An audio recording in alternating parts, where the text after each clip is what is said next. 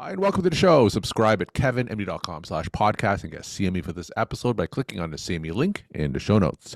Today we welcome Nessa Meshkaty. She's an internal medicine, pediatrics, and infectious disease physician. Today's KevinMD article is Kintsugi, Embracing Brokenness and Empathy. Nessa, welcome to the show. Thank you. We'll, Appreciate t- it. we'll talk about your article in a little bit. First off, briefly share your story and journey. I'm a disciple of Dr. Paul Farmer. He is what I like to call the father of empathy and also the father of global health. And that's where the article kind of comes through. He was also an infectious disease physician, an anthropologist, and a world traveler. And he really influenced my medical career and my life in general.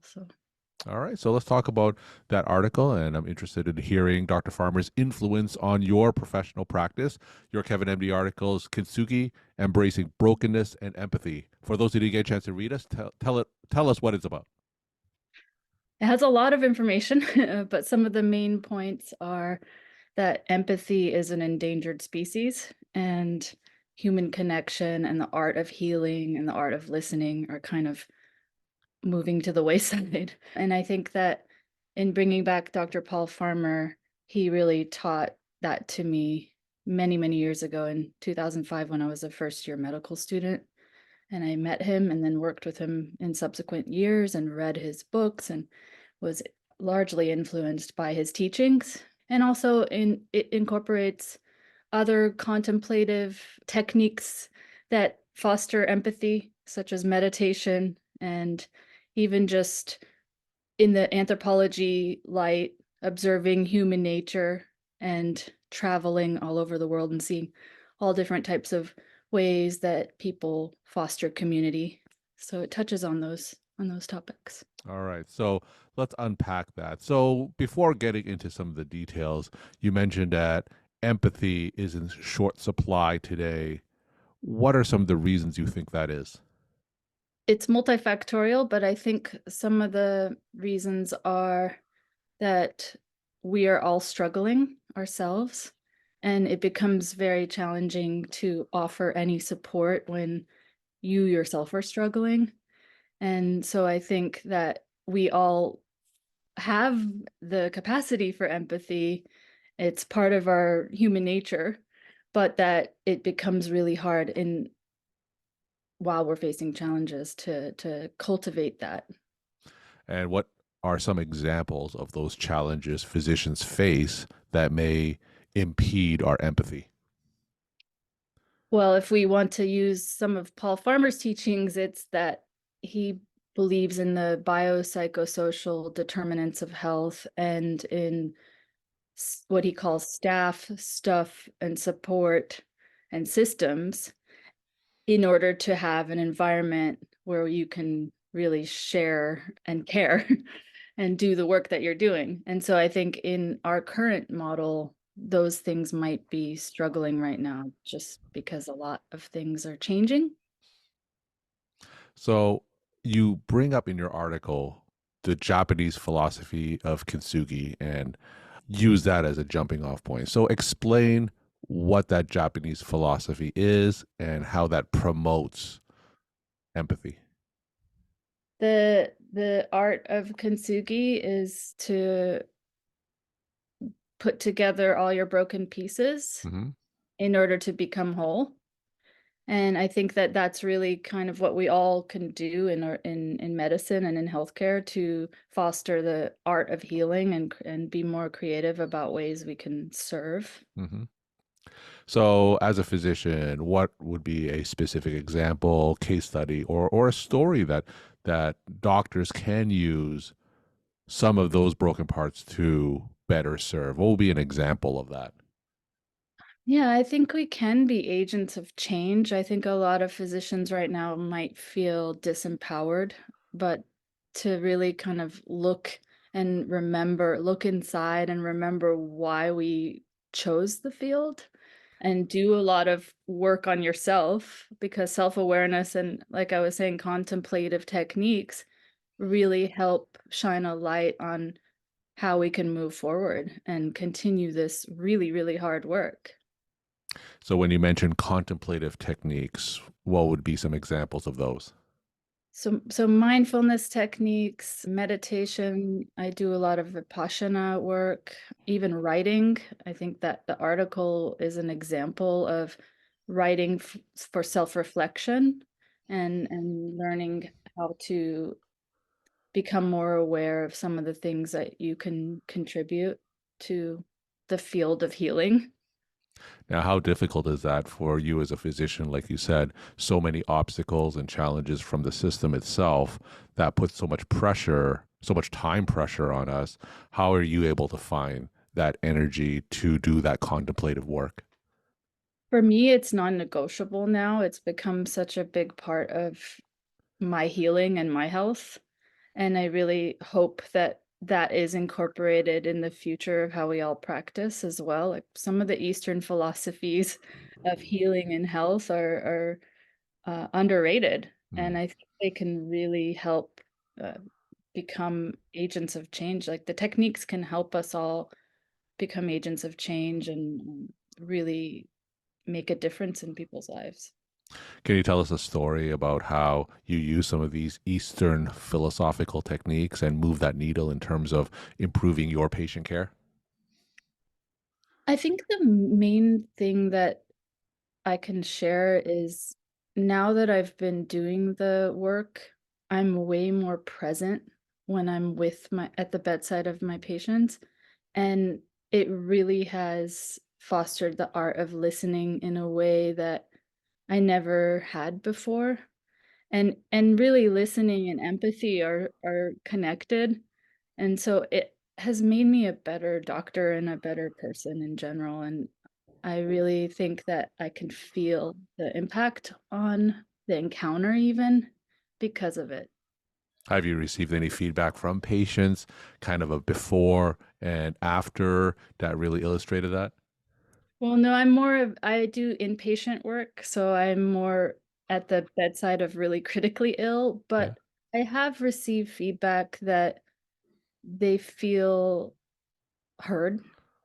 And I believe it's because of my meditation history, which I'm new, I'm about a 2-year-old meditationer. And but I think it really is cumulative when you start to do it, I think. Because and not only with patient interactions, all interactions, I feel like it just allows you to just be present. One of the things that you write in your article is a concept of othering and how that contributes to the erosion of empathy and the fragmentations of human relationships. So, talk more about that concept and how that is affecting our relationship with patients.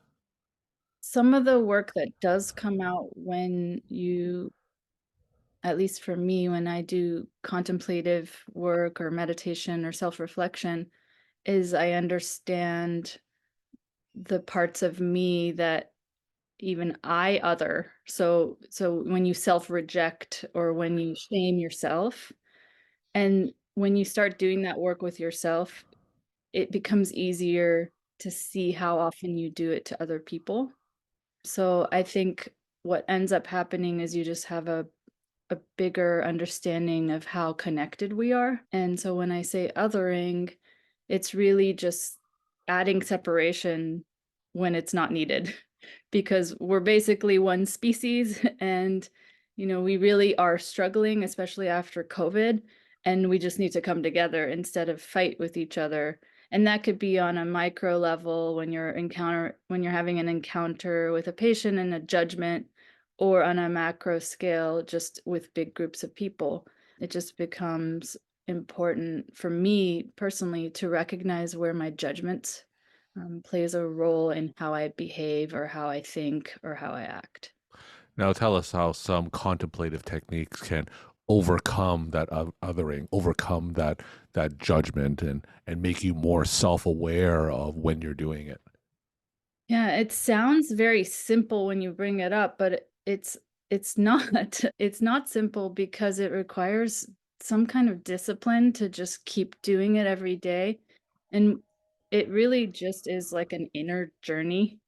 And when you start to kind of unpack how your behavior is affected by your thoughts, then you start to see the root of your behavior and judgments and actions and how they, where they derive from. So it's just like root cause of your behavior is basically your thoughts. And these meditation techniques help you understand that your thoughts are fleeting and impermanent, and they define your actions, but they don't have to. Talk about the influence of technology in our interactions with patients. Obviously, we have the computers, we have the electronic health records, we have social media, we have artificial intelligence now. Talk about the influence of that in today's relationship with patients. I think that progress in technology is so important, obviously, and so critical to talk about the risks and benefits of. If we look at, for example, where we are as a society with social media and how it's impacted mental health in adolescents, for example, we kind of launched it without doing a risks benefit assessment. And as physicians, that's what we do, right? We offer a certain intervention and we look at the risks and benefits and we discuss that with our patients. I feel the same for any kind of progress in technology. It can be life-saving, it can alter on grand scales in very, very amazing ways, and also the opposite. But it really becomes how we incorporate it into our lives and how we glean the positives from AI or any kind of technology versus how we mitigate the negatives.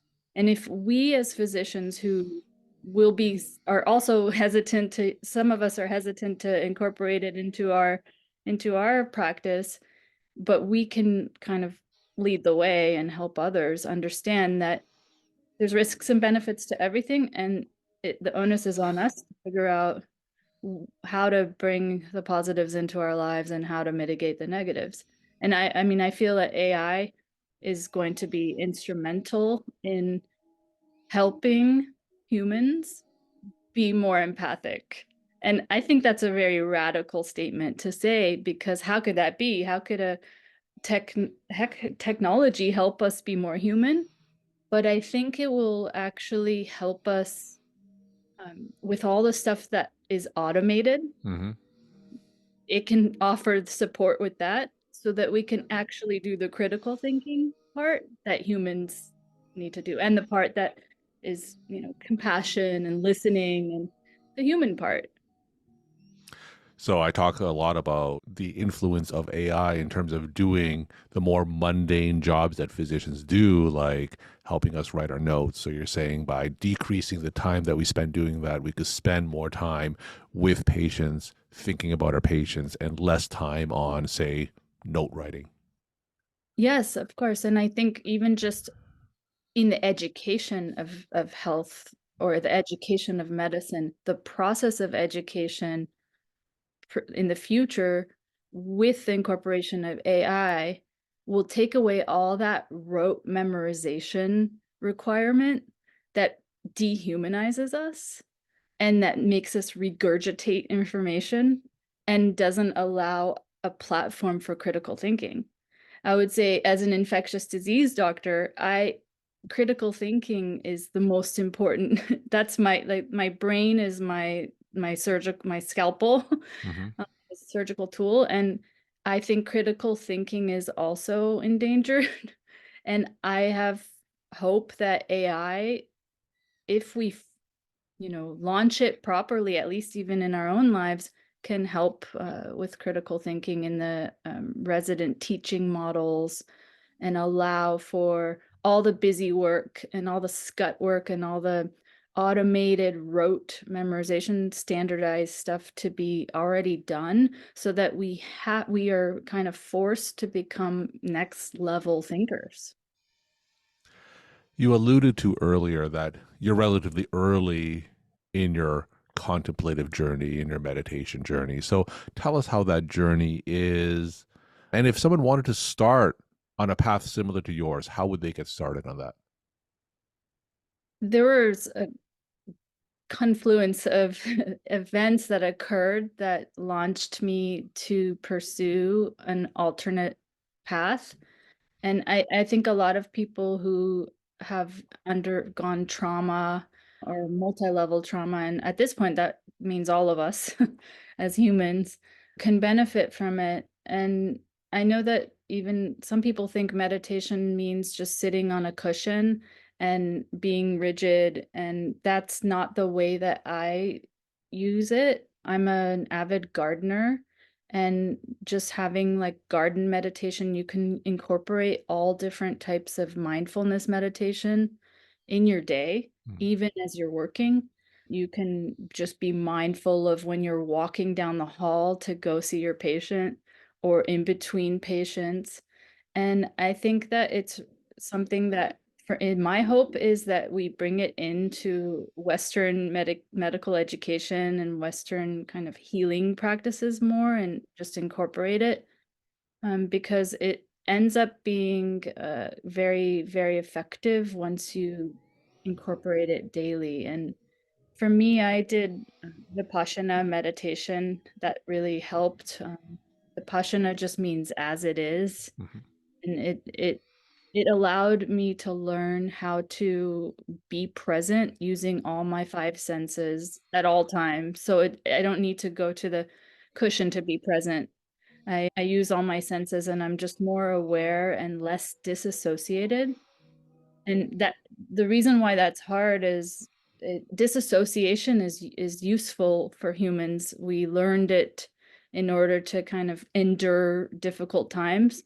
So I think what I observe now is a lot of doctors are disassociated, Mhm. and they go through the day kind of just in survival, like robot mode. Mhm.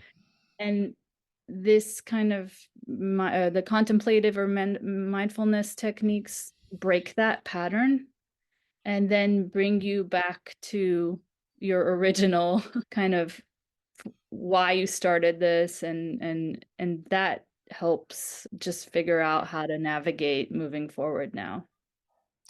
We're talking to Nessa Meshkaty. She's an internal medicine, pediatrics, and infectious disease physician. Today's Kevin MD article is Kintsugi, Embracing Brokenness and Empathy. Nessa will end with some of your take home messages that you want to leave with the Kevin MD audience.